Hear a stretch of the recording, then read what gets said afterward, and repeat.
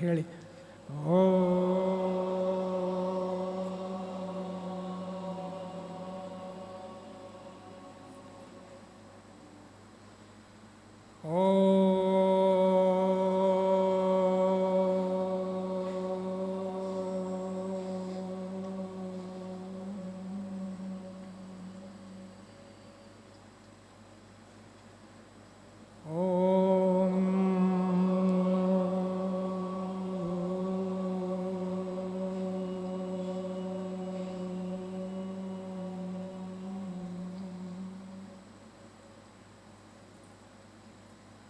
ಓಂ ನಮೋ ನಾರಾಯಣಾಯ.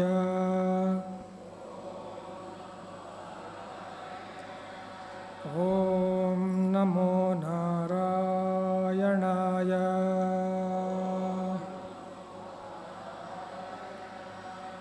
ಓಂ ನಮೋ ನಾರಾಯಣಾಯ.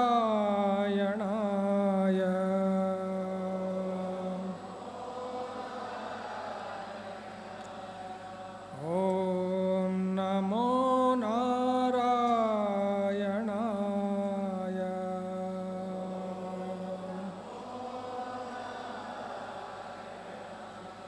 ಓಂ ನಮೋ ನಾರಾಯಣಾಯ.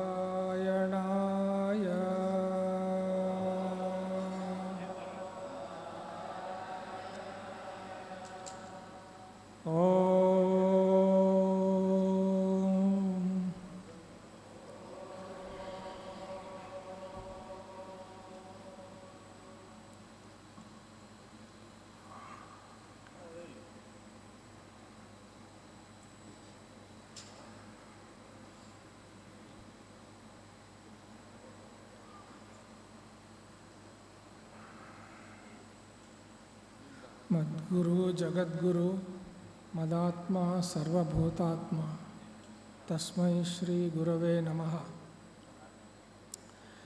ಎಲ್ಲ ಗುರೂಜಿಗಳಿಗೂ ಮತ್ತು ಎಲ್ಲ ದಿಗ್ಗಜರಿಗೂ ನಮ್ಮ ಪ್ರಣಾಮಗಳು.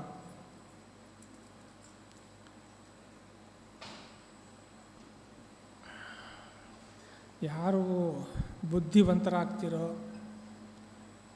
IQ ಜಾಸ್ತಿ ಆಗುತ್ತೋ ಅವ್ರಿಗೆ ಬೇಸರ ಆಗತ್ತೆ. ಬೇಸರ ಬೇಕಾ ಅಂದರೆ ಬುದ್ಧಿವಂತರಾಗಬೇಕು. ಬೇಸರ ಬೇಡ ಅಂದರೆ ಇದಕ್ಕೇನಂತಾರೆ, ಹಿಂಗೇನೋ ಮಾಡ್ತಾರಲ್ರಿ, ಹಾಂ ಹಿಂಗಾಗಬೇಕು, ಹಿಂಗಾಗಬಾರ್ದು. ಅದಕ್ಕೆ ಹೃದಯಕ್ಕೆ ಬಂದು ಸೇರ್ಕೋಬೇಕು. ನೀವೆಲ್ಲ ಧ್ಯಾನ ಮಾಡೋರು, ಯೋಗಿಗಳು ನಿದ್ದೆ ಮಾಡ್ತಿದ್ದೀರಾ, ಮೊಬೈಲ್ ನೋಡ್ತಿದ್ದೀರಾ, ನೆಟ್ಟಿಗೆ ಕೂತ್ಕೋಬೇಕಲ್ಲ. ಅದಕ್ಕೆ ಉತ್ಸಾಹಿಗಳಾಗಿರ್ಬೇಕು. ಉತ್ಸಾಹ ನಮ್ಮ ಒಳಗಡೆಯಿಂದ ಬರುತ್ತೆ.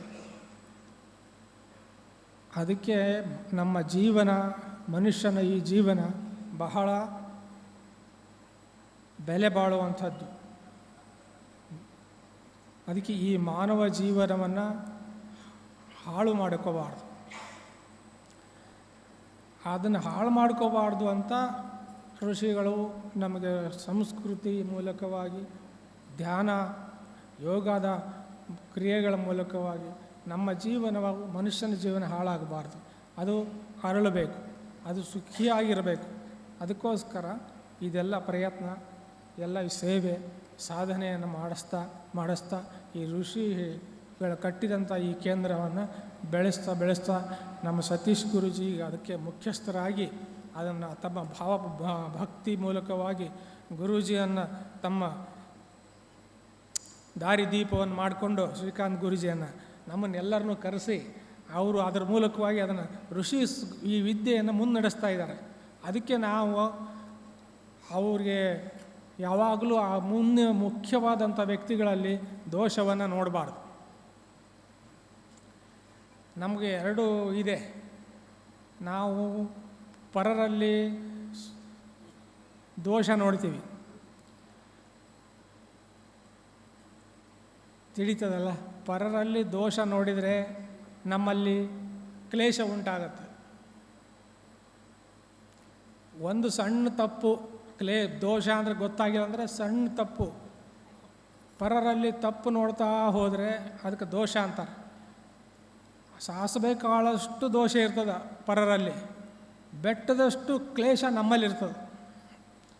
ಕ್ಲೇಶ ಅಂದರೆ ಬೆಟ್ಟದಷ್ಟು, ಕ್ಲೇಶ ಅಂದರೆ ಮನಸ್ಸಿನ ವಿಕಾರಗಳು.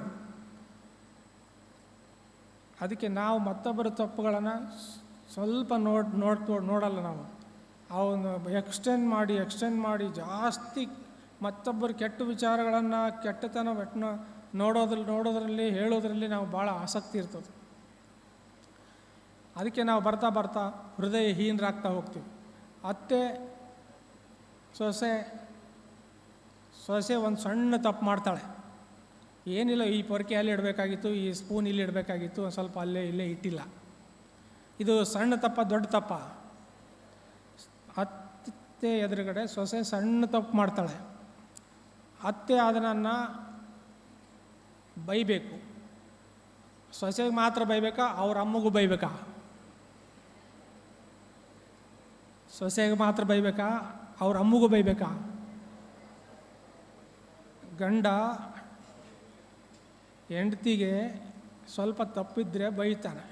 ಹೆಂಡ್ತಿಗೆ ಮಾತ್ರ ಬೈಬೇಕಾ, ಹೆಂಡ್ತಿ ಅಪ್ಪ ಅಮ್ಮಗೆ ಬೈಬೇಕಾ? ದೋಷ ಏನಾಗುತ್ತೆ, ಎಕ್ಸ್ಟೆನ್ಷನ್ ಆಗ್ತಾ ಹೋಗುತ್ತೆ. ನಾವು ನಮ್ಮ ದೋಷವನ್ನು ಅವ್ರಿಗೆ ಹೇಳೋದು, ಇವ್ರಿಗೆ ಹೇಳೋದು, ಇನ್ನೊಬ್ಬರಿಗೆ ಹೇಳೋದು, ಹಿಂಗೆ ಹೇಳ್ತಾ ಏನಾಗುತ್ತೆ ಅಂದರೆ, ಅಕಸ್ಮಾತ್ ನಾವು ಯಾರ ದೋಷವನ್ನು ನಾವು ಹೇಳಿರ್ತೀವೋ, ಇವನು ಸರಿ ಇಲ್ಲ, ಇವಳು ಸರಿ ಇಲ್ಲ ಅಂತ ಹೇಳಿರ್ತೀವಿ, ಅವ್ರು ಏನಾದರೂ ಒಂದು ಬೆಂಚ್ ಕಾರ್ ತೊಗೊಂಡ್ಬಂದ್ಬಿಟ್ರು ಅಂದರೆ ಹೊಸದು, ಫ್ರಸ್ಟ್ರೇಷನ್ ಸ್ಟಾರ್ಟ್ ಆಗತ್ತೆ, ಖೇದ ಸ್ಟಾರ್ಟ್ ಆಗತ್ತಾ? ಆಗಲ್ಲ. ನಿಮ್ಗೆ ಯಾರಿಗೆ ಆಗಲ್ಲ ಅನಿಸುತ್ತೆ? ನಿಮ್ಮ ಮಿತ್ರರು ಏನಾದರೂ ಒಂದು ಆಡಿ ಕಾರ್ ತೊಗೊಂಬಂದರು ಅಂದರೆ ಹೊಸದು, ಅವು ಸತ್ತ ಅಂತವು. ಪಕ್ಕದಾಗಿದ್ದವರು ಏನೋ ಕಳು ಮಾಡಿದಾನೆ, ಇವನು ಏನೋ ತೊಂದರೆ ಮಾಡಿದಾನೆ, ಇವನು ಸರಿ ಇಲ್ಲ. ನಮಗೆ ಹಾಗೆ ಮತ್ತೊಬ್ಬರ ಸಂತೋಷವನ್ನು ನೋಡಿದರೆ, ಅವರ ಅಭಿವೃದ್ಧಿಯನ್ನು ನೋಡಿದರೆ ನಮಗೆ ಬೇಗ ಖೇದ ಉತ್ಪತ್ತಿ ಆಗುತ್ತೆ. ಖೇದ ಅಂದರೆ ಫ್ರಸ್ಟ್ರೇಷನ್, ಆಮೇಲೆ ಡಿಪ್ರೆಷನ್, ಫುಲ್ ಡಿಪ್ರೆಷನ್ ಸ್ಟಾರ್ಟ್ ಆಗುತ್ತೆ.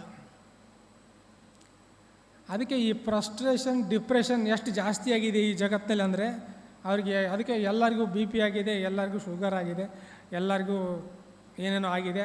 ಎಲ್ಲರೂ ಹಾರ್ಟ್ ಚೆಕ್ ಮಾಡಿಸ್ಕೋಬೇಕು, ECG ಅಂತ ಮಾಡಿಸ್ಕೋಬೇಕಾಗತ್ತೆ. ಅದಕ್ಕೆ ಏನಾರು ಆಗಿರಲಿ, ಹೆಂಗಾರು ಒಂದು ಹಾರ್ಟ್ ಹೋದ್ಗಿರಿತ್ತು ಅಂತ ಮತ್ತೆ ಚೆಕ್ ಮಾಡಿಸ್ಕೋಬೇಕಾಗತ್ತೆ. ಅದಕ್ಕೆ ಏನೂ ಮಾಡಿಸ್ಕೋಬೇಕಾಗಿಲ್ಲ. ಯಾರಿಗಾದರೂ ಪರರಿಗೆ ಯಾರಿಗಾದರೂ ನೋವಾದರೆ ನಮ್ಮ ಜೊತೆಗಿರೋರಿಗೆ ನಮಗೆ ಖೇದ ಆಗಬೇಕು, ನಮಗೆ ನೋವು ಅನ್ನಿಸ್ಬೇಕು. ನಮ್ಮ ಜೊತೆಗಿರೋರಿಗೆ ಯಾಕಪ್ಪ ನೋವಾಯಿತು ಅಂತ ನಾವು ನೋವು ಪಡಬೇಕು. ಅವರ ನೋವನ್ನು ದೂರ ಮಾಡುವಂಥ ಪ್ರಯತ್ನ ಮಾಡಬೇಕು.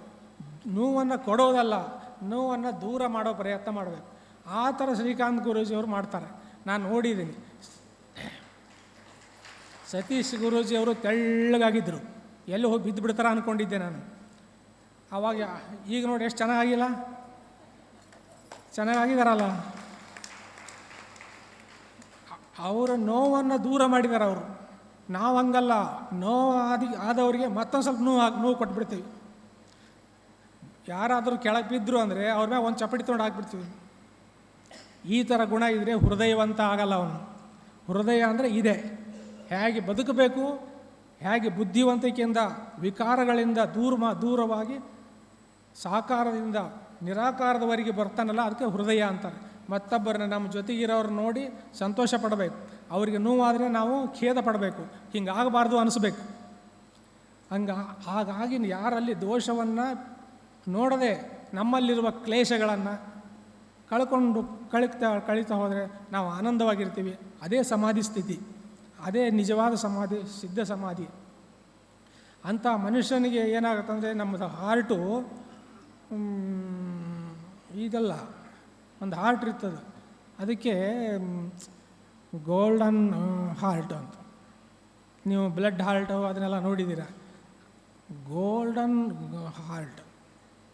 ಹಾರ್ಟ್ ಆಫ್ ಗೋಲ್ಡನ್, ಚಿನ್ನದಂಥ ಹೃದಯದವನು. ಯಾರನ್ನಾದ್ರೂ ನೋಡಿದ್ದೀರ ನೀವು? ಚಿನ್ನದಂಥ ಹೃದಯದವರು. ನಮ್ಮ ಹೃದಯ ಅಂಥ ಮನುಷ್ಯರು, ಅಂಥ ಚೆನ್ನಾಗಿರೋರು ನಾವು ಹಂಗಾಗಬೇಕು. ಅದಕ್ಕೆ ಹೃದಯ ಸಮ್ಮೇಳನ. ಹಿಂಗೆಲ್ಲ ಜನ ಸೇರೋದಲ್ಲ, ನಾವು ಬುದ್ಧಿವಂತಿಕೆಯಿಂದ ದೋಷ ನೋಡೋದ್ರಿಂದ ಬಿಟ್ಟು ನಮ್ಮ ಹೃದಯಕ್ಕೆ ನಾವು ಬಂದು ಸೇರ್ಕೋಬೇಕು. ಅದು ಹೃದಯ ಸಮ್ಮೇಳನ. ಅಲ್ಲಿ ಹೋಗಿ ನೀರಲ್ಲಿ ಸೇರ್ಕೊಂಡ್ಬಿಟ್ರೆ ಅದು ಕುಂಭಮೇಳ. ಇದು ಹೃದಯ ಮೇಳ. ಎಲ್ಲ ಹೃದಯವಂತರು ಎಲ್ಲರೂ ಒಳ್ಳೆಯದನ್ನು ಬಯಸಬೇಕು. ಯಾರ ದೋಷವನ್ನು ನೋಡಿದ್ರೆ ತಪ್ಪು ತಪ್ಪು ತಪ್ಪು ಅನ್ನಬೇಕು. ಮತ್ತೊಬ್ಬರ ದೋಷ ನೋಡಿದರೆ ನಿಮ್ಮಲ್ಲಿ ಕ್ಲೇಶ ಉತ್ಪತ್ತಿ ಆಗುತ್ತೆ.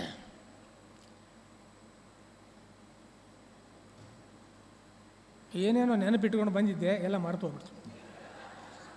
ಅದು ಪ್ರಯಾಣ, ನಿದ್ದೆ ಮಾಡಿಲ್ಲ, ರಾತ್ರಿ ಎಲ್ಲ ಪ್ರಯಾಣ. ಅದಕ್ಕೆ ಇಲ್ಲಿ ಕೂತ್ಕೊಂಡು ಎಲ್ಲರ ಭಾಷಣ ಕೇಳಿದ್ದೀನಿ. ನನಗೂ ಸಾಕು ಅನ್ನಿಸ್ತೈತೆ, ನಿಮಗೂ ಸಾಕು ಅನ್ನಿಸ್ತೈತೆ. ಸಾಕಲ್ಲ? ಹೃದಯ ಇದೆ, ಹೃದಯ ಸಮ್ಮೇಳನ. ಎಲ್ಲರೂ ನಗ್ನಗ್ತಾ ಇರ್ರಿ, ಸ್ವಲ್ಪ ನಗ್ರಿ. ಇನ್ನೊಬ್ಬರ ಕಷ್ಟ ನೋಡಿ ನಗಬೇಡ್ರಿ, ಇನ್ನೊಬ್ಬರ ಸುಖ ನೋಡಿ ನಗ್ರಿ. ಅದೇ ನಗು, ಅದೇ ಪ್ರಸನ್ನ ಆಗೋದು. ಅದಕ್ಕೆ ಅದೇ ಸಮಾಧಿ ಸ್ಥಿತಿ ಆಗೋದು. ಹೀಗೆ ನಾವೆಲ್ಲ ಯಾವುದು ನಮ್ಮದು ಈಗ ನಾಗದೋಷ ಅಂತಾರೆ. ನಾಗದೋಷ, ನಾಗರಿಕರ ದೋಷ, ನಾಗದೋಷ ಅಂತ ಅವರೆಲ್ಲ ಇಲ್ಲಿ ಬರಬೇಕು. ಅದು ಹಿಂದಿನ ಜನ್ಮದ್ದು ಯಾವಾಗ ಹಾವು ಹೊಡೆದಿದ್ದ, ಏನೋ ಸರ್ಪ ಸಾಯಿಸಿದ್ರು, ಅದು ಆ ದೋಷಕ್ಕೆ ನೀವೇನು ಮಂತ್ರ ಮಾಡೋಕ್ಕಾಗಲ್ಲ.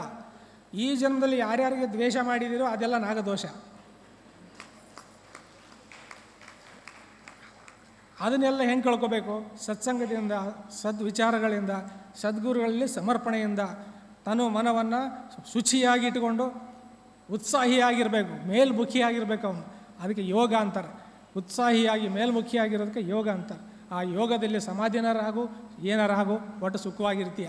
ಅದಕ್ಕೆ ಹೃದಯ ಅಂತಾರೆ. ಅದಕ್ಕೆ ಇದೆಲ್ಲ ನಾವೆಲ್ಲ ಹೃದಯವಂತರಾಗೋಣ. ಯಾರಿಗೂ ದೋಷ ನೋಡಿದರೆ, ಕ್ಲೇಶಕ್ಕೆ ವಶವಾಗದೇ ಸಂತೋಷವಾಗಿರೋಣ. ನಿರ್ವಿಕಲ್ಪ ಸಮಾಧಿ ಅಂತ ಅದು ಪದಗಳು. ಆದರೆ ನೀವು ಅದನ್ನು ಸಾಧಿಸಬೇಕು. ನಾವು ಹೇಳೋದು ಮಾರ್ಗ ಅಷ್ಟೇ. ನೀವು ಆ ಮಾರ್ಗನ ಹಿಡಿದಿರಿ, ಇಲ್ಲ ನಮಗೆ ಮಾರ್ಗ ತೋರಿಸ್ರಿ, ನಮ್ಮ ಮಾರ್ಗ ನಾವು ಹೋಗ್ತೀವಿ, ಏನಾಗಲ್ಲ. ಅಟದ ಮೇಲಿದೆ ಮಾರ್ಗ. ಈ ಜನರ ಜೊತೆಗೆ ಚೆನ್ನಾಗಿರೋದೇ ಒಳ್ಳೆಯದು. ಅದಕ್ಕೆ ಈ ನಾಗದೋಷವನ್ನು ಈ ಯಾವುದೋ ಪುರೋಹಿತ ಕಳೆಯೋಕ್ಕೆ ಸಾಧ್ಯ ಇಲ್ಲ. ಅದು ನೀವೇ ಮಾಡಿದ್ದ ದ್ವೇಷ, ನೀವೇ ಮಾಡಿದಂಥ ಅಸೂಯ. ಅದಕ್ಕೆ ಹೊಟ್ಟೆ ಕಿಚ್ಚು ಜಾಸ್ತಿ ಇದೆ ಈ ಕಾಲದಲ್ಲಿ. ಸ್ವಲ್ಪ ಒಬ್ಬ ಗುರೂಜಿ ಇನ್ನೂ ಸ್ವಲ್ಪ ಒಂದು ಹೊಸ ಆಶ್ರಮ ಕಟ್ಟಿಬಿಟ್ಟ ಅಂದರೆ ಇನ್ನೊಂದು ಗುರೂಜಿಗೆ ಆಗಲೇ ಉರಿ ಎತ್ಬಿಡ್ತದೆ, ಹೊಟ್ಟೆ ಒಳಗೆಲ್ಲ ಉರಿ ಆಗ್ಬಿಡ್ತದೆ. ಹೊಟ್ಟೆ ಉರಿ, ಈರ್ಷ, ಮತ್ಸರ, ಇವುಗಳನ್ನೇ ಹೆಂಗೆ ತೆಗೆಯೋದು? ಅಲ್ಲೋ ಕುಮಾರಧಾರ ನದಿಯೊಳಗೆ ಮುಳುಗಿ ಇದ್ದರೆ ಹೋಗಲ್ಲ. ಅದು ಯಾರಿಗೂ ಹೋಗಲ್ಲ. ಸರಿಯಾದಂಥ ಜ್ಞಾನಿಯಿಂದ ಕೂತ್ಕೊಂಡು ಕೇಳಬೇಕು. ನಾನು ಮಾಡಿದ ತಪ್ಪು ನನಗೆ ಗೊತ್ತಾಗಬೇಕು, ಇನ್ನೊಂದು ಸಲ ನಾನು ಮಾಡಲ್ಲ ಅನ್ಬೇಕು, ಕ್ಷಮೆ ಕೇಳಬೇಕು, ಕ್ಷಮೆ ಕೊಡಬೇಕು. ಆವಾಗಲೇ ಮನುಷ್ಯನಾಗ್ತಾನೆ. ತನ್ನ ಜೀವನವನ್ನು ಹಾಳು ಮಾಡ್ಕೋಬಾರ್ದು. ಮನುಷ್ಯನ ಜೀವ ಉತ್ತಮವಾದದ್ದು, ಅದು ಸಿಕ್ಕಿದೆ. ದುರ್ಲಭವಾದದ್ದು, ಅದನ್ನು ದುರ್ಬಲ ಮಾಡ್ಕೋಬಾರ್ದು. ದುರ್ಲಭವಾದಂಥದ್ದು ಈ ಕ್ಲೇಶ, ದೋಷ, ಇದು ಹೆಂಗೆ ನಾಶ ಆಗುತ್ತೆ ಅಂತಂದರೆ ಸಾಕ.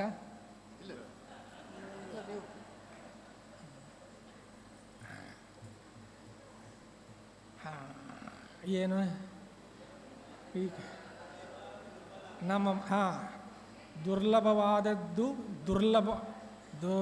ದುರ್ಬಲ ಮಾಡ್ಕೋಬಾರ್ದು. ದುರ್ಲಭವಾದಂಥ ಮನುಷ್ಯನ ದೇಹ, ಜೀವನ, ಇದನ್ನು ದುರ್ಬಲ ಮಾಡ್ಕೋಬಾರ್ದು. ಅದಕ್ಕೆ ಏನು ಮಾಡೋದು? ಸಹವೀರ್ಯಂ ಕರವಾವಹೈ. ಈ ದೋಷ ನಾಶ ಆಗಬೇಕಾದ್ರೆ ನೀವು ಪೂಜೆ ಮಾಡಿಸಿದರೆ, ಹೋಮ ಮಾಡಿಸಿದರೆ ಹೋಗಲ್ಲ. ಅದು ನೀವು ಬಟ್ಟೆ ಬದಲು ಮಾಡಿಸಿದರೆ ಹೋಗಲ್ಲ, ವೈಟ್ ಹಾಕ್ಕೊಂಡ್ರೆ ಹೋಗಲ್ಲ, ರೆಡ್ ಹಾಕ್ಕೊಂಡ್ರೆ ಹೋಗಲ್ಲ, ಅದೇ ಪೂರ್ತಿ ಬಿಚ್ಕೊಂಡ್ರೂ ಹೋಗಲ್ಲ.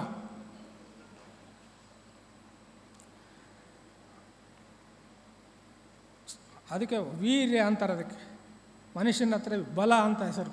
ಸಹವೀರ್ಯಂ ಕರವಾವಹೆ.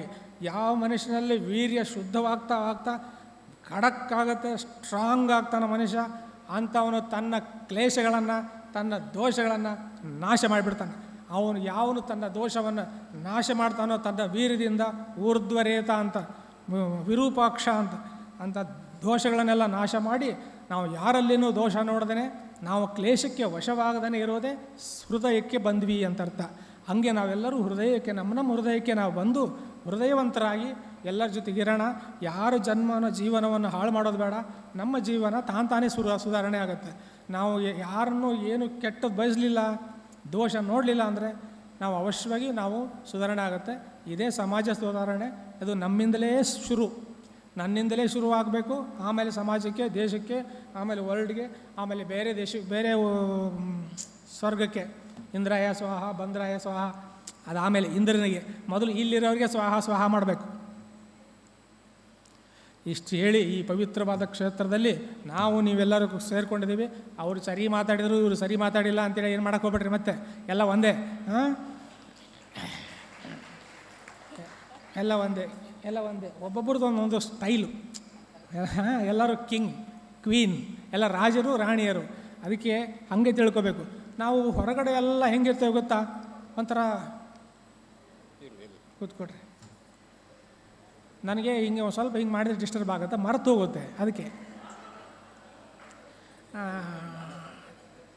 ನಾವು ದೇವತೆಗಳಿಗೆಲ್ಲ ಸ್ವಾಗತ ಮಾಡಬೇಕಾಗಿದ್ದು, ಮನುಷ್ಯರಿಗೆ ಸ್ವಾಗತ ಮಾಡಬೇಕಾಗಿದ್ದು.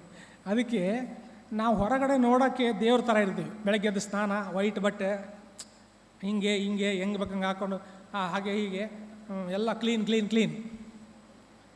ಇವನು ದೇವರೇನಪ್ಪ ಇವು ಅನ್ನಂಗೆ ಕಾಣ್ತಾನೆ.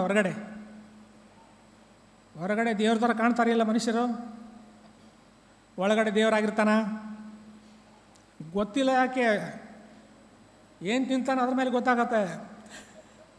ಸೈಟ್ ತಿಂತಾನೆ, ಕೊಯ್ದು ತಿಂತಾನೆ. ಅದಕ್ಕೆ ಏನು ತಿನ್ನಬೇಕು, ಏನು ತಿನ್ನಬಾರ್ದು ಅಂತ SSYದವರು ಹೇಳ್ಕೊಡೋದು. ಇದನ್ನೇ ತಿನ್ನಿರಿ, ಇದನ್ನು ತಿನ್ನಬೇಡ್ರಿ ಅಂತ. ಹಿಂಗಿರಬೇಕು, ಹಿಂಗಿರಬಾರ್ದು ಅಂತ ಹೇಳ್ಕೊಡ್ಬೇಕು. ಮನುಷ್ಯ ರೂಪದಲ್ಲಿ ಹೊರಗಡೆ ನೋಡೋಕೆ ದೇವ್ರ ಥರ ಇರ್ತಾನೆ, ಒಳಗಡೆ ಪಶು ಇದ್ದಂಗೆ ಇರ್ತಾನೆ. ನೀವು ಒಂದು ಸ್ವಲ್ಪ ಮಾಡಿ ನೋಡಿ, ಗುರ್ರ ಅಂತಾನೆ. ಅನ್ನಲ್ಲ ಯಾರು ನಿಮಗೆ ಗುರ್ರ ಅನ್ನೋದಿಲ್ಲ ಇದುವರೆಗೂ. ನಿಮಗೆ ಗೊತ್ತಾಗತ್ತೆ, ನಾನು ಕಿವಿಯಾಗ ಹಾಕ್ಕೊಂಡ್ರೆ ಇವಳಿಗೆ ಸಮಾಧಾನ ಆಗಲ್ಲ ಅಂತ ಯಾರಿಗೆ ಗೊತ್ತಾಗತ್ತೆ? ನೀವು ಬಟ್ಟೆ ಹಾಕ್ಕೊಂಡ್ರೆ ಇನ್ನೊಬ್ರಿಗೆ ಸಮಾಧಾನ ಆಗಲ್ಲ. ಅದು ಪಶುತ್ವ. ಅದಕ್ಕೆ ನಾವು ಒಳಗಡೆ ಪಶು ಇದ್ದಂಗೆ ಇರ್ತೀವಿ, ಹೊರಗಡೆ ದೇವ್ರು ಇದ್ದಂಗೆ ಇರ್ತೀವಿ. ಅದಕ್ಕೆ ಒಂದೊಂದು ಸಲ ಕನ್ಫ್ಯೂಸ್ ಆಗಿಬಿಡ್ತೀವಿ. ಯಾಕಂದ್ರೆ ಅವನು ಹೊರಗಡೆ ದೇವ್ರ ಥರ ಕಾಣ್ತಾನೆ. ಅವನು ಆರಾಮಾಗಿ ಕೂತ್ಕೊಂಡಿರ್ತಾನೆ, ನೀಟಾಗಿ. ಏನು ಬೇಕಾದ ತಿಂತಾನೆ, ಏನು ಬೇಕಾದ ಮಾಡ್ತಾನೆ. ಗೊತ್ತಾಗತ್ತಲ್ಲ? ಇಲ್ಲ ಗುರೂಜಿ, ಇದೆಲ್ಲ ದೇಹಕ್ಕೆ ಅನ್ನಬಾರ್ದು. ನೀವು ಬ್ರಹ್ಮಜ್ಞಾನ ಬೇರೆ, ದೇಹ ಬೇರೆ ಅಂತ ತಿಳ್ಕೊಬಾರ್ದು. ನೀನು ಬ್ರಹ್ಮಜ್ಞಾನ ಆಗಿದ್ದರೆ ಆ ಬ್ರಹ್ಮನ ಗಂಧ ಈ ದೇಹದಲ್ಲಿ ಬರ್ತದೆ. ಜ್ಞಾನ ಏನಾಗಿದೆಯೋ ಅದೇ ನಿನ್ನ ದೇಹದಲ್ಲಿ ಬರ್ತದೆ. ಅದಕ್ಕೆ ನಾವು ಬ್ರಹ್ಮಜ್ಞಾನ ಆಗಿದ್ದರೆ, ಸಮಾಧಿ ಆಗಿದ್ದರೆ ನಮ್ಮ ಪಕ್ಕದಾಗಿರೋರಿಗೆಲ್ಲ ಸುಖ ಆಗೋಕೆ. ಹಿಂಗೆ ಒಂದು ಕಮಲ ಇದ್ದರೆ, ಒಂದು ಮಲ್ಲಿಗೆ ಹೂ ಇದ್ದರೆ, ಅದು ಸುಗಂಧಿತವಾಗಿದ್ದರೆ ಅದರ ಪಕ್ಕದಾಗಿರೋರಿಗೆಲ್ಲ ಸುಗಂಧಿತ ಆಗ್ತಾರೆ ಇಲ್ಲೋ? ಹಾಗೆ ನೀವು ಗುರೂಜಿಗಳಿಂದ ಇನ್ನೂ ಅನೇಕ ಜನ ತಾವೇ ಸುಗಂಧಿತರಾಗಬೇಕು, ಅವರು ಸುಖಿಗಳಾಗಬೇಕು ಅಂತ ಯಶಸ್ವಿ ನಿಮಗಾಗಲಿ. SSY ಇದೇನಾಗಲಿ ಯಶಸ್ವಿ ಆಗಲಿ. ಅದಕ್ಕೆ ಸತೀಶ್ ಗುರೂಜಿಯನ್ನು ದೋಷ ನೋಡ್ದಂಗೆ ಅವರನ್ನು ಸಪೋರ್ಟ್ ಮಾಡಿ ಬೆಳೆಸ್ರಿ. ನಾನು ಕೂಡ ಅದಕ್ಕೆ ಬಂದಿದ್ದು ಅಲ್ಲಿಂದ ಇಲ್ಲಿವರೆಗೂ. ನನಗೇನು ಅವರಿಂದ ನನಗೇನೂ ಬೇಕಾಗಿಲ್ಲ, ನನಗೆ ಯಾರಿಂದ ಏನೂ ಬೇಕಾಗಿಲ್ಲ. ನೀವೇನು ಸುಮ್ಮನೆ ಇದ್ದೀರಲ್ರಿ? ಹಂಗೆ ಸಾಕು ಅಂತಾರೆ ಹೇಳಿದರೆ ನಿಲ್ಲಿಸ್ಬಿಡ್ತೀನಿ. ನಿಲ್ಲಿಸ್ಲಾ? ಅದಕ್ಕೆ ಸಂತೋಷ ಇರಬೇಕು. ಅದಕ್ಕೆ ಯಾವುದೋ ಒಂದು ಬೆಳೀತಾ ಇರ್ತದೆ, ಅದನ್ನು ಬೆಳೆಸ್ಬೇಕು. ಅದಕ್ಕೆ ನಾವು ಬೆಳೆಸೋ ಪ್ರಯತ್ನ ಮಾಡಬೇಕು. ಒಳ್ಳೆಯದನ್ನು ಬೆಳೆಸಿದರೆ ನಾವು ಅವಶ್ಯ ಒಳ್ಳೆಯದಾಗ್ತೀವಿ, ಶಾಂತಿ ಆಗ್ತೀವಿ. ಇಲ್ಲ ಫ್ರಸ್ಟ್ರೇಷನ್ಗೆ ಹೋಗ್ಬಿಟ್ಟು, ಡಿಪ್ರೆಷನ್ಗೆ ಹೋಗ್ಬಿಟ್ಟು ಆಮೇಲೆ ಹಾರ್ಟ್ ಚೆಕ್ ಮಾಡಿಸ್ಕೋಬೇಕಾಗತ್ತೆ. ಇವಾಗ ಹಗಲೆಲ್ಲ ಹಾರ್ಟ್ ಚೆಕ್ ಮಾಡಿಸ್ಕೊತಾರೆ ಜನ, ECG ಮಾಡಿಸ್ಕೊತಾರೆ. ಅದನ್ನು ಮಟ್ಬಿಟ್ಟು SSY ಸೇರಿ ಎಲ್ಲ ಸರಿ ಹೋಗುತ್ತೆ. ಜೈ ಗುರುದೇವ ದತ್ತ.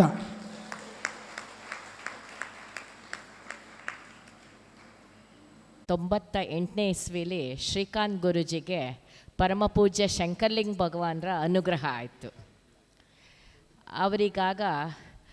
ಅವರಿಗೆ ಒಂದು ಆಧ್ಯಾತ್ಮದ ದಿವ್ಯ ಶಕ್ತಿ ಉಂಟಾಯಿತು. 99ನೇ ಇಸ್ವಿ ಎಂಡಿಂದ 2002 ತನಕ ನಮ್ಮ ಹೊಸ್ತೂರದಲ್ಲಿ SSY ತುಂಬ ಪೀಕಾಗಿ ನಡೀತಾ ಇತ್ತು. ಆಗ ಅಲ್ಲಿ ಬರೋವಂಥ ಎಲ್ಲರೂ ಕೂಡ ಶ್ರೀಕಾಂತ್ ಗುರೂಜಿ ವಿಚಾರ ತಿಳ್ಕೊಂಡಿದ್ರು. ಸೊ ಹಾಗಾಗಿ ಎಲ್ಲ SSY ಟೀಚರ್ಸ್ ಚಿತ್ರದುರ್ಗದಲ್ಲಿರೋರೆಲ್ಲರೂ ಬಂದು ಶ್ರೀಕಾಂತ್ ಗುರುಗಳನ್ನ ನೋಡ್ಕೊಂಡು ಹೋಗ್ತಾಯಿದ್ರು. ಕೆಲವು ವಿಚಾರಗಳನ್ನೂ ಕೂಡ ಮಾತಾಡ್ತಾಯಿದ್ರು. ಆನಂತರ 2002ನೇ ಇಸ್ವಿಲಿ ಬೇರೆ ಗುರುಗಳೆಲ್ಲರೂ ಬಂದು ನಮ್ಮ ಸತೀಶ್ ಗುರುಜಿಗೂ ಕೂಡ ವಿಚಾರ ತಿಳಿಸಿದಾಗ ಸತೀಶ್ ಗುರುಜಿ ಕೂಡ ಬಂದು ಶ್ರೀಕಾಂತ್ ಗುರುಗಳು ನೋಡಿ ಕೆಲವು ಆಧ್ಯಾತ್ಮ ವಿಚಾರಗಳನ್ನ ಮಾತಾಡಿದ್ರು. ಆನಂತರ ಅವರು ಊರಿಗೆ ಹೋಗಿ ಬೆಂಗಳೂರಲ್ಲಿ ನಮ್ಮ ಪರಮ ಪೂಜ್ಯ ಋಷಿ ಪ್ರಭಾಕರ್ ಗುರೂಜಿ ಅವರಿಗೆ ವಿಚಾರ ತಿಳಿಸಿದ್ರು. ಈ ಥರ ಹೊಸ್ತೂರದಲ್ಲಿ ಒಬ್ಬ ಹುಡುಗ ಇದ್ದಾನೆ, ಅವ್ರಿಗೆ ಅನುಗ್ರಹ ಆಗಿದೆ, ತುಂಬ ಆಧ್ಯಾತ್ಮದ ವಿಚಾರ ಎಲ್ಲ ದಿವ್ಯ ಶಕ್ತಿ ಇದೆ ಎಂದಾಗ ಋಷಿ ಪ್ರಭಾಕರ್ ಗುರೂಜಿ ಅವರು ಇಲ್ಲಪ್ಪ ನಾನು ಅವರನ್ನು ನೋಡಬೇಕು ಅಂದಾಗ 2002ನೇ ಇಸ್ವಿ ಅಕ್ಟೋಬರಲ್ಲಿ ದೊಡ್ಡ ಮುದವಾಡಿ RSVK ಇದಕ್ಕೆ ಋಷಿ ಪ್ರಭಾಕರ್ ಗುರೂಜಿ ನಮ್ಮನ್ನು ಮರಳವಾಡಿಲಿ ನಮ್ಮನ್ನು ಇನ್ವೈಟ್ ಮಾಡಿದ್ರು. ಆದಾಗ ದಸರಾ ಆದ್ದರಿಂದ ಅಲ್ಲಿ ಅನ್ನಪೂರ್ಣೇಶ್ವರಿ ಮಹೋತ್ಸವನೂ ನಡೀತಿತ್ತು. ಸೊ ನವರಾತ್ರಿಲಿ ಪ್ರತಿದಿನ ಒಂದೊಂದು ಹೋಮನೂ ನಡೀತಾಯಿತ್ತು. ನಾವು ಆ ದಿನ ಹೋದಾಗ ಅವತ್ತು ಚಂಡಿ ಯಾಗ ನಡೀತಾಯಿತ್ತು. ಪರಮ ಪೂಜ್ಯ ಋಷಿ ಪ್ರಭಾಕರ್ ಗುರೂಜಿನೇ ಚಂಡಿ ಹೋಮ ಯಾಗಕ್ಕೆ ಕೂತಿದ್ರು. ಅದೆಲ್ಲ ಮುಗಿದ ನಂತರ ಸಭಾ ಕಾರ್ಯಕ್ರಮ ಇತ್ತು. ಆಗ ಋಷಿ ಪ್ರಭಾಕರ್ ಗುರೂಜಿ ಅವರು ಎಲ್ಲ SSY ಟೀಚರ್ಸ್ ಆಲ್ಮೋಸ್ಟ್ ಎಲ್ಲ ಕಡೆಯಿಂದ ಬಂದಿದ್ದರು, ಆಂಧ್ರದಿಂದ ಎಲ್ಲ ಕಡೆ ಬಂದಿದ್ದರು. ಅವ್ರಿಗೆಲ್ಲರಿಗೂ ಹೇಳಿದರು, ನೋಡಪ್ಪ ನೀವೆಲ್ಲರೂ ಒಂದು ಆಧ್ಯಾತ್ಮದ ಪ್ರಶ್ನೆನ ಬರ್ಕೊಂಬನ್ನಿ, ಲೌಕಿಕದ ಯಾವುದು ಬೇಡ ಅಂತ. ಆಗ ಅವರೆಲ್ಲರೂ ಒಂದೊಂದು ಕ್ವಶನ್ ಬರ್ಕೊಂಬಂದಿದ್ರು, ಅಂದರೆ ಆಧ್ಯಾತ್ಮಕ್ಕೆ ಸಂಬಂಧಪಟ್ಟಿದ್ದು. ಸೊ ಆಗ ಸಭಾ ಕಾರ್ಯಕ್ರಮದಲ್ಲಿ ಶ್ರೀಕಾಂತ್ ಗುರುಗಳು ಆವಾಗ 10 ವರ್ಷದ ಬಾಲಕ. ಎಲ್ಲರೂ ಒಬ್ಬೊಬ್ಬರೇ ಒಂದೊಂದು ಕ್ವಶನ್ ಮಾತ್ರ ಭಾಳ ದೊಡ್ಡದಾಗಿರೋದು. ಕ್ವಶನ್ ಕೇಳ್ತಿದ್ದಂಗೆ ಈ ಕಡೆಯಿಂದ ಶ್ರೀಕಾಂತ್ ಗುರುಗಳು 1 ವರ್ಡ್ ಆನ್ಸರ್ ಕೊಟ್ಬಿಡೋರು. ಸೊ ಅವ್ರಿಗೆ ಭಾಳ ಖುಷಿಯಾಗಿ ಕೊನೆಗೆ ಲಾಸ್ಟಲ್ಲಿ ಋಷಿ ಪ್ರಭಾಕರ್ ಗುರೂಜಿ ಶ್ರೀಕಾಂತ್ ಗುರುಗಳಿಗೂ ಕೂಡ ಪಾತ್ಪೂಜೆ ಮಾಡಿ ಅವರನ್ನು ಕಳಿಸ್ಕೊಟ್ರು. ಆಗ ಆ ಆಧ್ಯಾತ್ಮದ ನಂಟು ಶ್ರೀಕಾಂತ್ ಗುರುಗಳಿಗೂ ಮತ್ತು SSYಗೆ ಆವಾಗ ಆಧ್ಯಾತ್ಮ ನಂಟು ಬೆಳೆದಿದ್ದು ಇವತ್ತವರೆಗೂ ಅದು ಬಂದಿದೆ. ಆ್ಯಕ್ಚುಲಿ ಇದು ತುಂಬ ವಿಶೇಷವಾದದ್ದು ಮಾತ್ರ. ಮತ್ತು ಋಷಿ ಪ್ರಭಾಕರ್ ಗುರೂಜಿಗೆ ಆಗಿರ್ಬೋದು, ಸತೀಶ್ ಗುರೂಜಿ, ಬೇರೆ ಟೀಚರ್ಸ್ ಎಲ್ಲರಿಗೂ ಶ್ರೀಕಾಂತ್ ಗುರುಗಳು ತುಂಬ ಮಾರ್ಗದರ್ಶನ ಮಾಡ್ತಾಯಿದ್ರು ಪ್ರತಿಯೊಂದು ವಿಚಾರದಲ್ಲೂ. ಇನ್ನು ನಾವು ಋಷಿ ಪ್ರಭಾಕರ್ ಗುರೂಜಿ ವಿಚಾರ ಹೇಳೋದಾದರೆ, ಅವರು ಋಷಿ ಅಂದ ತಕ್ಷಣ ಮಹಾತ್ಮರವರು, ಸಂತರಿದ್ದಂಗೆ. ಅವರು BE ಮಾಡಿ MTech ಮಾಡಿ ಹೈಯರ್ ವ್ಯಾಸಂಗಕ್ಕೆ ಅಮೆರಿಕದಲ್ಲಿದ್ದವರು. ಅವರು ದಿನನಿತ್ಯ ಕೆಲಸ ಮಾಡ್ಕೊಂಡು ಬರ್ತಿದ್ದಂಗೆ 9 hours ಕೆಲಸ ಆಗ್ತಿದ್ದಂಗೆ ಅವ್ರಿಗೆ ಸಾಕಾದಂಗೆ ಆದಾಗ ಅವರ ಜೊತೇಲಿದ್ದಿದ್ದು ಒಬ್ಬರು ಫ್ರೆಂಡು ಸ್ವಲ್ಪ ಮೆಡಿಟೇಷನ್ ಎಲ್ಲ ಮಾಡ್ಕೊಂಡಿರೋರಂತೆ. ಅವರಿಗೆ ಹೇಳೋಂತೆ ನಂಗೆ ಯಾಕೋ ತುಂಬ ಸಾಕಾಗತ್ತೆ ಅಂದಾಗ ಅವರು ಫ್ರೆಂಡಲ್ಲಿ ಇಲ್ಲಪ್ಪ ನಾನು ಮೆಡಿಟೇಷನ್ ಮಾಡೋದ್ರಿಂದ ನನಗೇನು ಸುಸ್ತಾಗಲ್ಲ ಅನ್ನೋದು. ಆಗ ಋಷಿ ಪ್ರಭಾಕರ್ ಗುರೂಜಿ ಯೋಚನೆ ಮಾಡಿದ್ರೆ, ಹೌದು ದುಡ್ಡು ಬರ್ಬೋದು, ಆದರೆ ನಮಗೆ ನೆಮ್ಮದಿ ಇಂಪಾರ್ಟೆಂಟ್ ಜೀವನದಲ್ಲಿ ಅಂಥೇಳಿ ಅಲ್ಲಿ ಕೆಲಸ ರಿಸೈನ್ ಮಾಡಿ ಬೆಂಗಳೂರಿಗೆ ಬಂದು ಅಲ್ಲಿ ಅವರ ಗುರುಗಳಾದಂಥ ವಿಶ್ವೇಶ್ವರಯ್ಯ ಪರಮ ಪೂಜ್ಯ ವಿಶ್ವೇಶ್ವರ ಭಗವಾನರ ಶಿಷ್ಯರಾಗಿ ಅಲ್ಲಿ ಅವರು ಸಿದ್ಧಿ ಸಮಾಧಿ ಯೋಗನ ಚೆನ್ನಾಗಿ ಸಾಧನೆ ಮಾಡಿ ಹೈಯರ್ ಲೆವೆಲ್, ಅಂದರೆ ಹೈಯರ್ ಕಾನ್ಷಿಯಸ್ನೆಸ್, ಸೆಲ್ಫ್ ಹೇಗೆ ಒಳಗೆ ನೋಡ್ಕೊಳ್ಳೋದು, ಅರಿವು ಉಂಟು ಮಾಡ್ಕೊ, ಇದನ್ನೆಲ್ಲ ಚೆನ್ನಾಗಿ ಸಾಧನೆ ಮಾಡು. ಅಂದರೆ ಇಡೀ ಪ್ರಪಂಚಕ್ಕೆ ಈ ಕೆಲಸ ಒಂದೇ ಇಂಪಾರ್ಟೆಂಟ್ ಅಲ್ಲ. ಸೊ ಒಂದು ನೆಮ್ಮದಿ ಬೇಕು. ಈ ನೆಮ್ಮದಿನ ನಾನು ಕೊಡಬೇಕು ಅಂತ ಆಸೆ ಪಟ್ಟು ಅವರು ಇಡೀ ಜಗತ್ತಿಗೆ ಇದನ್ನು SSY ಯೋಗನ ಕಲಿಸ್ಕೊಟ್ರು. ಇದು ಬಹಳ ಮುಖ್ಯವಾದದ್ದು. ಇದು ಇನ್ನೂ ಹೇಗೆ ಮಾಡಿದ್ರು ಅಂದರೆ, ಇದನ್ನು ಅವರು 13 ದಿವಸದ ಕ್ಲಾಸಸ್ ಅಂತಲೂ ಮಾಡಿದ್ರು.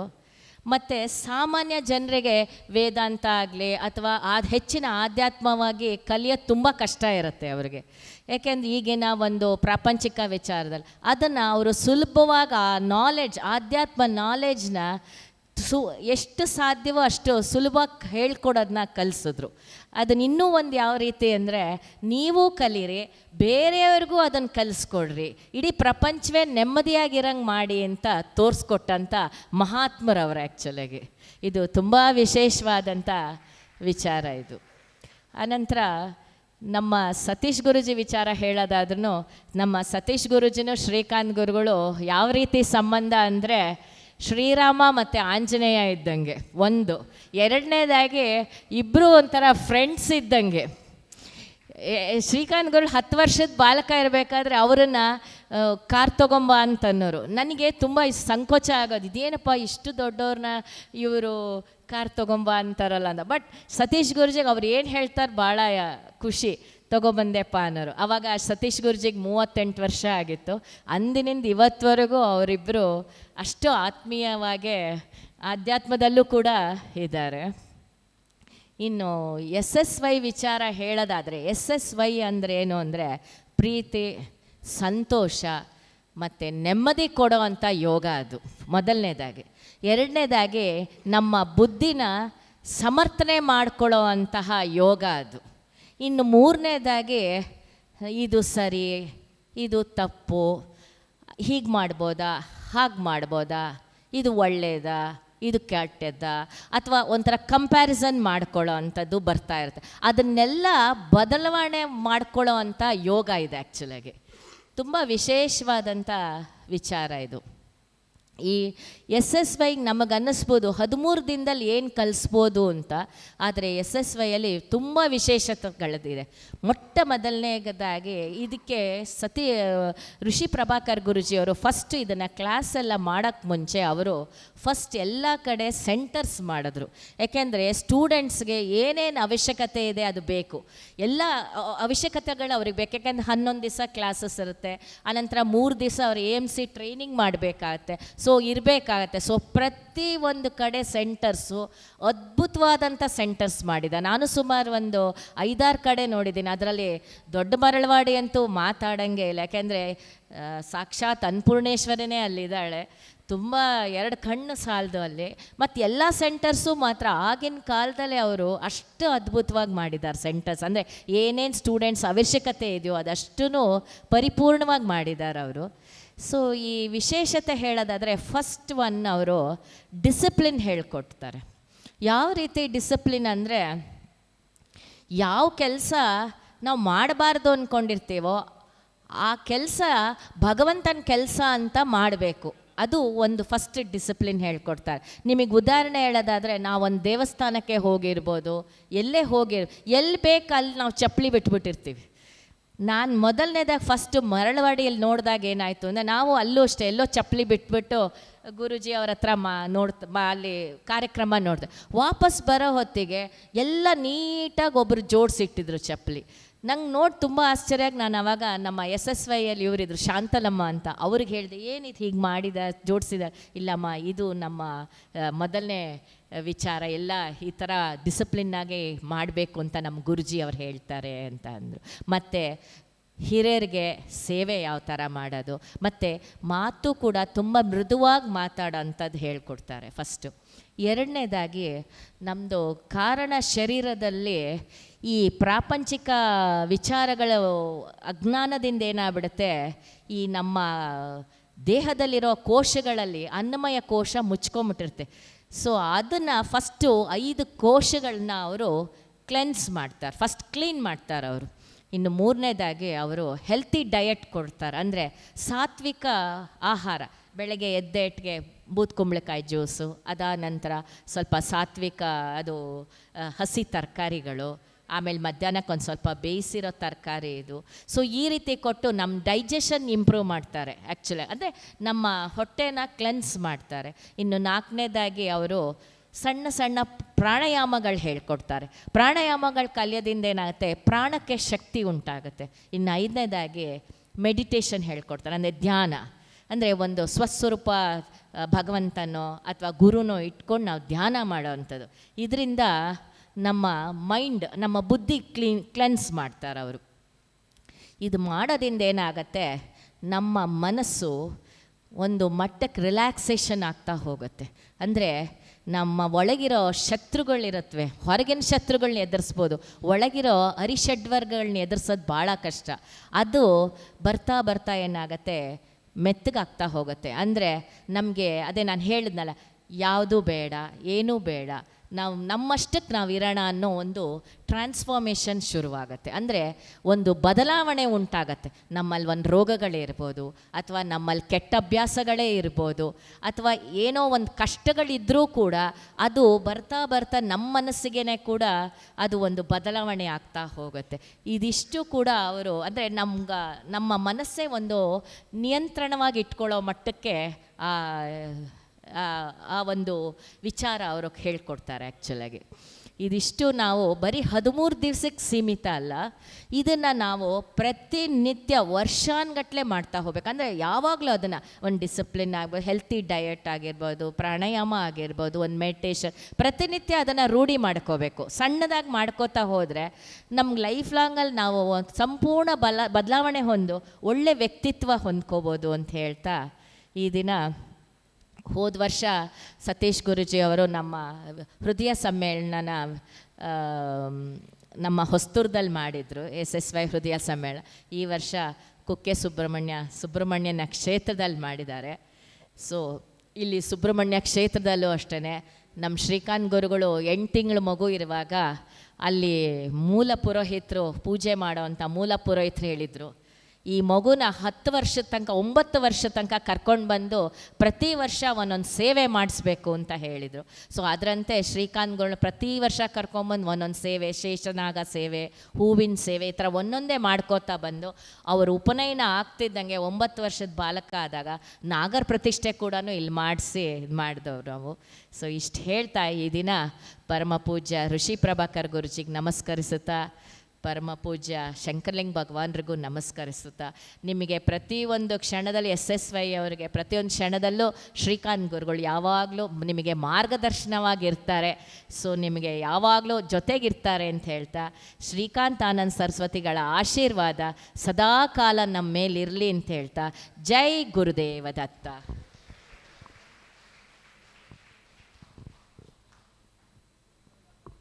ಅಂಬಿಕಾ ಅಮ್ಮ ಅವರಿಗೆ ನಿಮ್ಮೆಲ್ಲರ ಪರವಾಗಿ ಗೌರವಪೂರ್ವಕವಾಗಿ ನಮಸ್ಕಾರವನ್ನು ಅರ್ಪಿಸ್ತೇನೆ.